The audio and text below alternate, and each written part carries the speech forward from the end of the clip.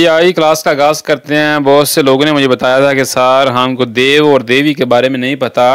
ये बहुत से अल्फाज हैं, बहुत ही सिंपल से अल्फाज हैं। देव और देवी, इनका किस तरह इस्तेमाल किया जाता है ज़रा आपने ध्यान से देखना है। बहुत सिंपल सी बात है। यो देव कि मुझे करना है या मुझे करना पड़ेगा, ठीक है। यो देव फ़र्क ज़रा समझिए।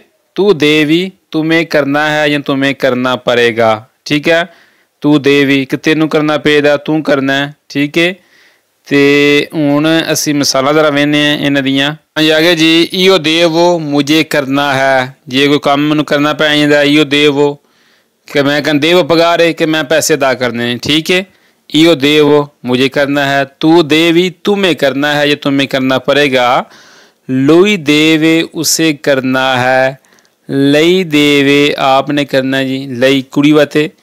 नोई दुव्यामो, हमें करना है। वोई दुवेते, आप सब को करना है। वोई दुवेते। लोरो देवोनो, उनको करना है या उन सब को करना है। सानू यह तो पता लग गया कि इो देवो तू देवी, ठीक है। हुण इन्हां अल्फाजां दे नाल फिक्रे किस तरह बनते हैं वो जरा असीं वेखने आ कि सानू अगर जे फिक्रा बनाना पै जाए, फिक्रा बोलना पै जाए, किस तरह बोलां दे इन अल्फाजा इस्तेमाल करदे होया। हाँ जी, लो जी कुछ फिक्रे बनाए ने, तो मजीद समझ आ जाएगी। इो देव स्तुद्यारे, मुझे पढ़ना है। नंबर 2, तू देवी लवरारे, तुम्हें करना है। वीडियो के आगाज में तुहानू दस रहा सी कि इो देव का इस्तेमाल अपने बारे करने वास्ते हुंदा है। कुछ मैं करना है, इो देव पगारे कि मैं पैसे अदा करने ने, ठीक है जी। मिसाल के तौर पर तू देवी लवरारे, तुम्हें काम करना है। हाली देवी आख दियो, देवी लवरारे कि तू काम करना है। कुछ भी देवी पगारे कि तू पैसे अदा करने या तुम्हें पैसे अदा करने पड़ेंगे, ठीक है जी। नंबर 3, लुई देवे अंदार या काजा, उसे घर जाना है। जी उन्हें घर जाना है तो लुई देवे उसने अंदारे जाना है। हकाजा घर। नंबर 4, नोई दुम्यामो प्रेगारे, हमें दुआ करनी है।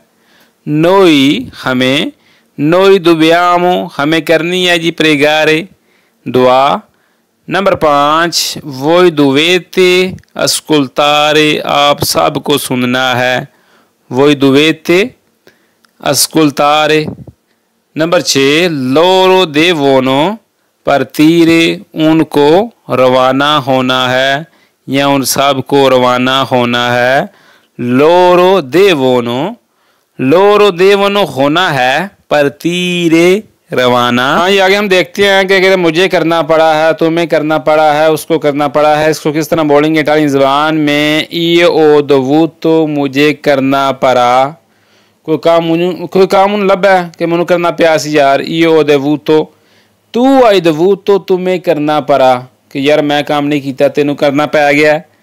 मेरे हिस्से का भी तू hai dovuto कि तुम्हें करना पड़ा, ठीक है। lui ha dovuto, उसे करना पड़ा।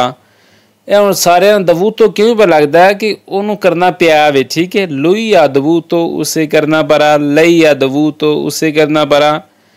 नंबर 3, noi abbiamo dovuto, हमें करना पड़ा।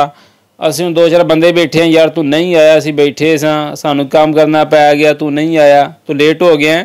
noi abbiamo dovuto, voi avete dovuto, आप सबको करना पड़ा। यार असी लेट हो गए हैं तो हम सारे करना पाया काम, ठीक है।